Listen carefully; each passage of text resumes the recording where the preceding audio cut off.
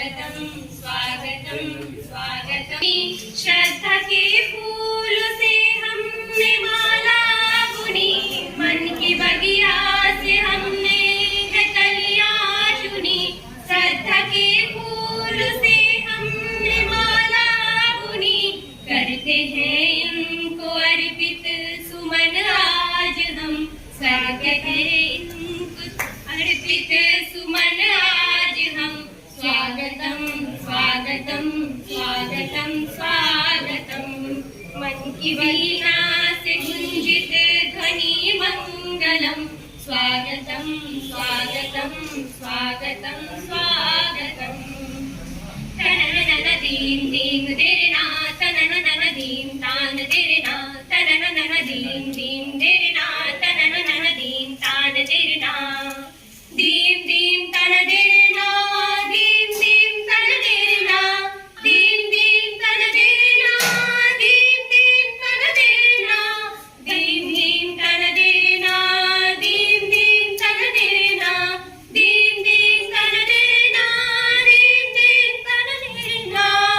तनननन दीन तान देना, तनननन दीन तान देना, तनननन दीन दीन देना, तनननन दीन।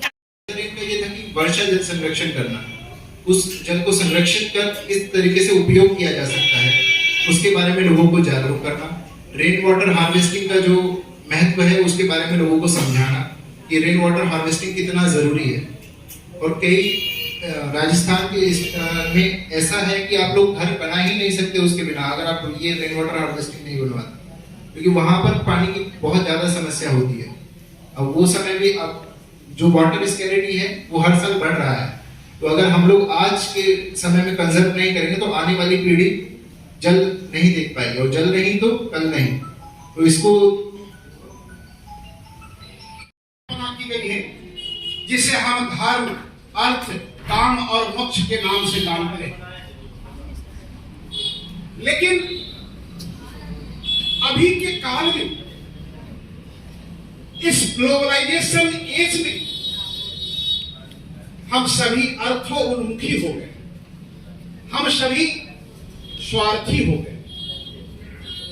हमारा उद्देश्य, मैं कभी कभी कहता हूं कि पढ़े लिखे मूर्खों की कमी नहीं, तो लोग हमें कह देता है कि भाई पढ़े लिखे मूर्खों की कमी नहीं, इसका क्या कहना आपका है? हमको कहा, मैं कहता हूं कि प्रोफेसर को भी मैंने मूर्ख देखा, डॉक्टर को भी मैं मूर्ख देखा, इंजीनियर को भी मैं मूर्ख देखा। तो कहा कैसे आप कहते हैं कि मूर्ख है? तो मैं कहा कि शिक्षा की परिभाषा क्या है उस पर हमको ध्यान देना होगा, शिक्षा की अवधारणा क्या है इस पर हमें ध्यान देना होगा। शिक्षा का मतलब यह नहीं है कि उसे हम लिटरेट कर दें और उसके बाद वो बड़े पद पर जाएं तो अर्थ के पीछे भागे। और इसीलिए शायद जो रशिया का पत्रकार एक बार आया था भारत में, तो कहा था, इन पंक्ति का प्रयोग किया था कि भारत में मैंने मंत्री से लेकर संतरी तक को लूटते हुए देखा। बहुत पहले की बात है, लेकिन फिर भी भारत चल रहा है। इसका मतलब है कि भारत में कोई ईश्वर उसकी रक्षा करता है। मैं आया था नास्तिक होकर और जा रहा हूं नास्तिक। मैं बहुत ही संक्षिप्त में और प्रतीक के रूप में आपकी ओर मैंने बहुत बड़ा संदेश दिया, क्योंकि there is not of interrogation who is educated, of what is education। चलो हम इसको यही छोड़ते हुए थोड़ा आगे बढ़ते हैं। यह नेहरू युवा केंद्र हमारे नमामि गंगे के जो डीपीओ साहब है वो बहुत बड़ा अभियान लेके चल रहे हैं। इसका और बड़े बड़े पटना में, बक्सर में जो नदी है उसका जो किनारा है उसका डेवलपमेंट, उसमें घाट वगैरह का निर्माण होता है।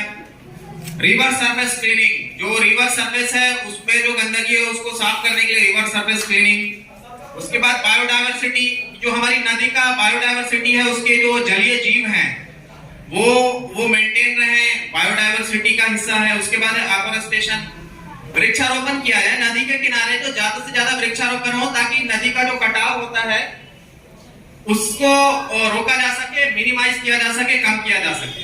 उसके बाद जो सबसे मुख्य हिस्सा है इसका पब्लिक अवेयरनेस। ये सर्वविदित है कि बिना पब्लिक पार्टिसिपेशन के कोई भी कार्यक्रम सफल नहीं हो सकता है। तो 8 हिस्सों में एक हिस्सा पब्लिक अवेयरनेस का भी है।